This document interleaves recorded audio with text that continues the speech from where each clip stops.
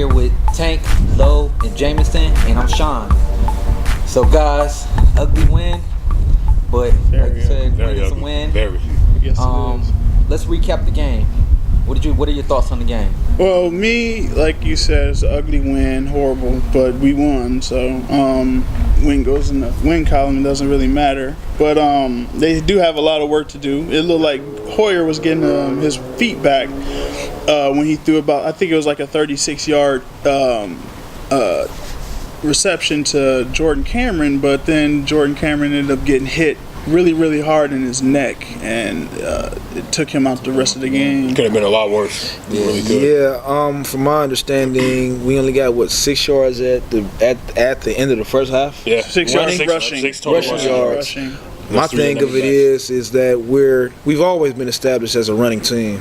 So it's like when they stop the run, we really can't get anything going, and we have to understand that we have to have more weapons in our arsenal than just relying on our running game. I mean, I'm kind of disappointed in that, but surprisingly, our cornerbacks and everybody within the backfield actually showed up this game. They really did. It's about time.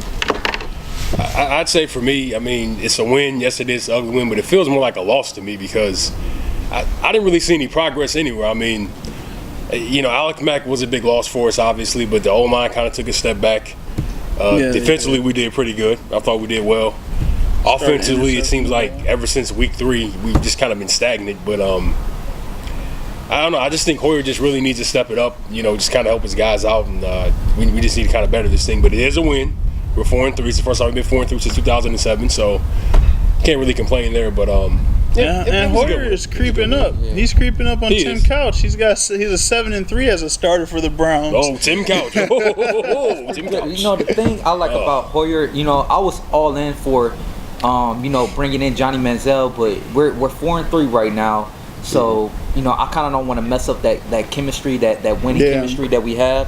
Hoyer, he's not turning the ball over. He's not putting up big numbers like, say, it's like a Drew Brees, Aaron Rodgers. But he's not turning the ball over, and I think that's big. If we actually kind of won this game, how I felt that how we would have won in the beginning of the season with great defense, running and not turning the ball over. Yeah. Even though I felt like our running game was not there. Where was Crow? Huh? Where was Crow? I mean, we saw Crow one time yesterday. Yeah, we need to see him one attempt for 1 yard. And that was and they took him back out. He's a different style of running back, man, and I love the way he runs. I don't know if we have if our running game is factored because of the way like teams can scheme for us now. Right. Yeah. Oakland is good at stopping the run, especially with Justin Tuck and Khalil Mack. He was all over the place yesterday. Best game of the season. I think that might have been a big factor in why Isaiah didn't play much yesterday. That's true. That's true. And do you guys think like we're going in the individual players? What do you guys think about that offensive line? Yeah. I think it still needs work. Of course, we're missing Alex Mack. Greco could do a lot better. A lot of people love Joe Thomas. I really don't see it. Every time I'm a lineman myself, so I always pay attention to the line. Every time I see him, he's either going like tapping someone on his shoulder or looking to see his guy got past him and someone else had to either pick him up or he's sacking Brian Hoyer. Mm-hmm. I don't see what people see in him. Now he's having a bad year. We lost the fullback. We lost him and they got a new fullback. Do you think that has to do any effect on the running game? I believe so. Anytime you add someone else that's different, it changes. Like we were saying with the Alex Mack, his replacement is taking him some time to adjust and them to acclimate him into the game and everything. Right. Yeah, I mean, it's always, as you said before, not only that, you got to start to have some type of team camaraderie too as well. So different types of personalities on the field, and certain people are quiet, and you just got to really see how they fit within the scheme of things. I'd say, I kind of really wish we did keep Agnew because, you bring Carroll Small in at short notice. Agnew's not the best fullback in the world, obviously still a rookie, but he was blocking. Carroll Small missed a lot of his blocks yesterday. He was out of assignment. He ran some wrong routes from what I've seen, and I think it had a problem. I think the line is a problem, as you guys were saying, but I also think having that fullback in there, should have helped us, and it really didn't. So there are some fullbacks out there we can get, but I guess this is the way we're going to go. He just has to improve his play. I wish they didn't get rid of Marquise Gray. No. Because he was a guy that could not only play fullback and tight end, but he could also play quarterback. Right. So he right. could have been helpful in those end arounds. He could have. Another thing to note, yesterday, from last season we had 4 Pro Bowlers. Yesterday only 1 Pro Bowler was on the field. So and Joe Hayden came back. Yes, he Joe did. Hayden. Yeah. I think they actually have another Pro Bowler this year. Tashawn Gibson.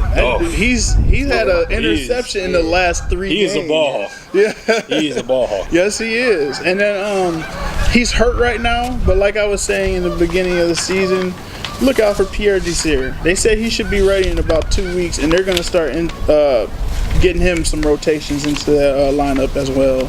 Let's go more into the defense and how they played yesterday. I know I was talking about it. I felt like we would have won a lot of games this year on defense alone. It was like we showed up yesterday in the running game. Your thoughts on the defense and how we played? Well, they only held Maurice Jones-Drew to, let's see, I think he only had 8 yards rushing. How many Derek McFadden had? McFadden, he killed us. He had not killed us, but he had 26. Mm-hmm. So And MJD was our nemesis. He usually lunches us for lunch every time we played him when he was in Jacksonville. So he was actually, they were just killing us through the air. Derek Carr had about 28 yards. Too many. A touchdown. Too many. Yards Way to the too air. many. Way too many. Buster Screen. I think that's a problem right there. Yes, he had an interception yesterday. Yeah. Why? Too. Why? But he also is accountable for 80% of our penalties in crucial parts of the game. It's a third-year vet. Pass interference. Third-year vet still getting pass interference calls every time. Well, everybody is this year. You know how they switched it up this year. So it's like That's true. everybody's getting calls, excessive Right. amounts of calls. It's Yeah, tailored that's towards the offense, to me, in my opinion. No, you're right. But you're right. you got to give them slack on that one. One call that they did not call, and I was happy for it, was the hit Dante Whitner had on Derek McFadden. I think Yes. that changed the game. Yes, it did. It got everybody fired up. They were on their way down the score, but Dante Hittner, baby, he came in there and he laid him out, man. See, He got that fumble. See, my thing about it is each and every time that one of our safeties or anybody within the backfield gets a major hit, they always want to make it seem as if they cheated somehow. You remember that one game? I think it was back in like 2010. The guys, they actually clipped Joshua Cribbs. I remember And that was it was fair. The Steelers did actually. Right. But then Not surprised. he goes in the backfield and he hits him. No, that's a $15,000 penalty. You're not supposed to do that. Browns can't hit that hard, man. Come on, man. Seriously. Well, going into we're 4-3 right now. 4-3 in the AFC North. We're still last place in the AFC North, which is the toughest division, I believe. Would No, you without guys- question. The best division right now. They are. But although we are in last place, we're only a half game out of first place. So we can easily next week win and everybody else lose, except the Steelers and the Ravens play each other next week. So we can pass them because we beat the Steelers. If the Steelers beat Baltimore, then that can jump us up. Right. But we play Cincinnati 2 weeks from now, so we can easily be in first place. In 2 weeks. Easily. On a Thursday night, mind you. So it's definitely going to be But a they test. have to fix the small problems that they can Easily. fix. These are fixable problems right now, and Right. What do you They just guys have to think we fix it. need to get better? just defense. Defense just gotta. I think they gotta get faster. Like work on their speed or their just like their technique, because it's just looking like everybody's getting I think burned. we're and not getting to the ball. they're not angling right. Not angling. Yeah, they're not Yeah. taking good Taking right angles with on time. people. I think that as far as us with the defense, I think people need to understand what their assignments are. Yeah. A lot of people are missing their Easily. assignments. I mean, at this point, at this level of the game, you should know what you're supposed to Missing do. tackles. You're not supposed to. I got block him. Oh, okay. No, you can't know who you're blocking and what's your assignment. I don't understand it. There was one play where James Jones, their receiver, James Jones, was wide open on this side. Yeah. They just tossed it to him, got about 20 yards, and just like it was nothing. No one was over there. Yeah, Everybody's looking around, standing, Right. pointing fingers. Yeah, you know I'm getting chili dog after the Well, game. You want oh. Where Marcel Reese was wide open yesterday on, I think it was a hitch route. Yep. The fullback for crying The out loud. fullback. You got your ball shit running 20 yards to tackle him, for God's sakes. I mean, come on.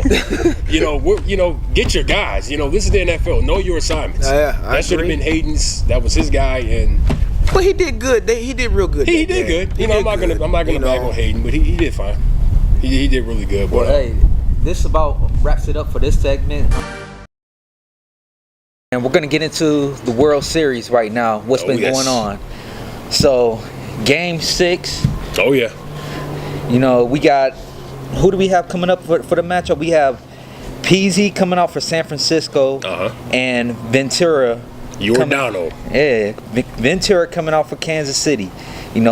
Can he save Kansas City season? I don't really think he can. I mean, you look at the San Francisco Giants and how they've been playing and the history and just as an organization as they are, I can't see them doing it. I think that the Giants are going to win this game. Obviously KC is America's team, but I've been pulling for the Giants. I mean, when you look at their organization and how they do things, their pitching, their bullpen. Bumgarner, shout out to Madison Bumgarner yesterday. He had another shutout. There's just no way. There's just no way I see him beating Kansas beating them. I just can't see it at all. What would you have to say about that? I don't know. PZ, he has an ERA. He lost that the game before He did. in the World Series, He did. and he has an ERA of 7.2 right now. Right. I think Ventura actually can save the season, even though I think San Francisco does have the experience, the World Series experience, the better organization. Ventura's a rookie now. Don't Yeah. forget, he is a rookie. Exactly. This is a big game. And I just feel like right now, well, I think Kansas City can muster up something to get by, and I think it may go 7 games. But San Francisco's got the experience. They have 2 World Series before, which I really I can't hate on their organization, even though I'm a Dodgers fan myself. So Hey, Diehard Indians. Hey, Believeland. so, but I don't know. Who do you think? What else do you think needs to stand out for Kansas City for them order to win tonight's game? Well, I think for Kansas, I think Eric Hosmer has to come back, and he has to come back big because he looked terrible yesterday against Madison Bumgarner. Exactly. Moustakas has to step up for him as well, and Lorenzo Cain as well. Like I said, and obviously going up against a guy like Bumgarner, it's easier said than done. But both of that's their big boppers right there. So they have to come in there and they have to play well. What's up? Welcome back. We're here with the Cavaliers segment. So, guys, the season's about to begin. Yes. Play the About Knicks time. first. What are your thoughts on that? Well, with the big trade that they did, they got Steven Dallenberg for Tyson Chandler. Tyson Chandler's back with Dirk Nowitzki. That's horrible. How did they let that happen? I don't It's the New York understand. Knicks. It's the Dolans. Yeah. I mean, hey. I guess That's all they you got to were. say, man. I guess they. How do you let Chandler that didn't happen? want to. Chandler didn't want to wait and see what not mad at Carmelo was going to do. And see so how him- much. What was the best offer? I'm he not left. Who else left? They got Cole Raymond Aldridge. Felton left. mad. The center. They have Carmelo Anthony, of course. Carmelo? Derek Who's Fisher is Carmelo? the coach too. Derek Fisher is now their coach. Yes. For who? For For the For the Knicks. Knicks. New York Knicks. Yep. Phil Jackson is their general manager. Yeah. Of course. Yeah. President, I should say. Shane Larkin for guard number 0. Oh yeah, Tim in Har- that trade, Larkin's they son. also got Jose Calderon, who's actually not bad. Tim Hardaway Jr. is So guard. let's go with matchups here. Like Okay. I'm thinking Cleveland. Like I think we can all agree Cleveland has the favorite matchup. I yeah. think so. I think Cleveland may win this one, guys. So Oh yeah. so what are your thoughts on that? Oh, they still have J.R. Smith. Let's Okay. see. You got LeBron. Your starting 5 is Varejao, LeBron, Kevin Love, Dion, and Kyrie going up against Carmelo Anthony, Jose Calderon, Bargnani, And Amari. Hold on, let me see. Not much- Is Aldridge Not much playing the physical center? defense with No, that. no, our Rich comes off the bench. No, it's not. It's Quincy not, it's Ace not is really a good coming off? matchup to me. I think Quincy Ace is coming off the bench. Quincy AC, Carmelo, of course, Andre Bagani, Jose Bargnani, Calderon, yeah. Bargnani, Jose Calderon, This is a good Samuel question. Who is the center? Dillenberg. Is he coming Dallenberg. off? Dallenberg. Yeah, Dallenberg. Dallenberg would be their center. I don't think Dallenberg could take care of handle Varejao. But he is a defensive stopper. That's what they Yeah, push that's true. He's not Tyson Chandler, but But when you got Get the boards. Kevin Love, Kyrie, and LeBron just No. scoring like crazy, I don't think a defense really matters against no, that. no, not at all. But Not you at know all. what? Surprisingly, I think they'll be the ones to get hot in the second half because I feel like LeBron, he's gonna more so facilitate to get everybody where they need to be first. Yeah. True. And then Then he he'll- gonna get Kyrie in them, and then people just, oh man, we gotta stop them. Just when you about to stop them, all right, LeBron All right. just start going. all right, look, pass it down low, all right, huh? Look, the shot is so icy, it goes in before you even get it off your hands. oh. I just hope they mesh, you know, like Showtime all in the Cleveland. talk, you know, be able to mesh together, and we can finally see and you know get on this road to this championship to bring Oh, to yeah. this city. I like some of the pickups Without that the Cavaliers got. AJ Price, who actually was UConn. shining in the preseason, really. I actually thought he wasn't going to make it because in the first game, he struggled really bad. He was missing his shots and just making dumb plays. And I mean, he was off. he was. But, I mean, he made a couple of clutch shots when we needed it. Yes, he You know, did. he's redeemed himself. So And then, he's that third point guard for of us. course, we still got Deladovia. Delhi. Deladova, how From we down say. under. Delhi David. They ended up picking up undrafted rookie Alex Kirk out of Las Vegas, who is actually pretty good. I think he's I going to be in liked- the I D-League, liked though. him. I think the D-League, he's kind of offensively challenged right now. They've got I think It's going to be between him and Brendan Haywood to be their backup center. That's true. Who's gonna- I think Haywood, though, if anything. Okay, I It's got a gotta be question. The Haywood. matchup: J.R. Smith against who would he beat? Is he a guard? It'd probably Deion be Waiters. Deion. Who? You see some fireworks in that. Yeah. That's I mean, gonna come be a on, good man. That's gonna be a got- good matchup. It J.R. really is. drops people off, man. He's known for that. I mean, you come, But he doesn't play defense. yeah, he, no, when he does play defense, he's trying to untie somebody's shoe. yeah. That's his big defense. I ain't mad at That's Sean Hey. Marion. Sean Marion knows all about that. What do you think about Kyrie? Who do you think's gonna be his main matchup for that? I want to talk about that. You guys good, but I'll talk about that matchup. Who's starting I on think it might be Calderon. Calderon? Jose Calderon. What do you think about it? Man, come on. I'll say this: Man, when Kyrie Irving played his first game, it was against the Raptors, and it was against Jose Calderon. And from then on out, he has struggled against him for some reason. So maybe he's gotten better. I'm not sure, but I remember if it's one point guard that has really gotten in his head and he struggled against, it's been Jose Calderon for whatever reason. Man, I he don't ain't know about to why. get in his head, man. He about to give him buckets. It's been Calderon. He is about to give him I buckets. hope so, but he struggled against him. Well, look, only time will tell. But we got to cut to the next segment, which will be the picks. Welcome back to Inside Cleveland Sports, and we're gonna do a quick picks going down the line. So for this first quick pick is Browns and Tampa Bay. Go ahead. I got Tampa Bay coming in here and beating us, unfortunately. I'll go with Browns. Tampa Bay. Sorry, guys. Believeland. Believeland. Well, it's at home, so I'm going with Browns. The next quick pick I have is for the World Series, Kansas City versus San Francisco, Game 6. Well, and what a whole World Series we're actually going to do. I think San Francisco's going to win it all this year. I guess San Francisco. I'll go with them. San Francisco's going to win it. It's 3-2. They're clutch. San Fran. Well, and I'm going to go with America's teams, Kansas City, just to be the odd man out. God, man. He's a traitor, guys. So next we have basketball with Cleveland Cavaliers playing the Knicks and the Bulls. Both of your picks for those games. I'm picking that the Cavaliers are going to blow out both teams this Thursday and this Friday. I'm going to go with Cavaliers against the Knicks, and I'm going to go with I like Jalen. I said Jalen. I like Rose. I'm going to go with Chicago, but I still like Cleveland. I'm going with the Cavs in both games. And I'm going to go with the Cavs in both games as well. For the last quick pick, we have Ohio State versus Illinois. Ohio State's going to blow this team out. I got Ohio State by a lot of points. I'll go with Ohio State. There you go. Oh man. That answers the question. And I know we didn't get to this, but I think JT Barrett is out with a MCL sprain. But I'm still gonna go with Ohio State with this one. Whoever their third quarterback comes in. Cardell Jones Yeah. from Glenville. So that about Glenville. wraps it up for Inside Cleveland Sports. Everybody be safe out there. Have a good holiday.